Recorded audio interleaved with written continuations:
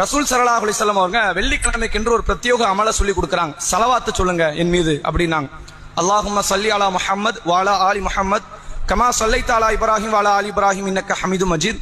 அல்லாஹும்ம பாரிக் அலா முஹம்மத் வ அலா ஆலி முஹம்மத் கமா பாரக்த அலா இப்ராஹிம் வ அலா ஆலி இப்ராஹிம் இன்னக ஹமீதும் மஜீத். எல்லாருக்கும் தெரிஞ்சது. அடுத்த மட்டும் நினைவுபடுத்துறேன். இறைவா, இப்ராஹிம் அவர்களுக்கும் அவர்கள் குடும்பத்தாருக்கும் நீ கொடுத்த அருளை போன்று எனக்கும், அதாவது எனக்கும்னா ரசூலாக்கும், முகமதுக்கும் முகமதுடைய குடும்பத்தாருக்கும் நீ அருள் புரி.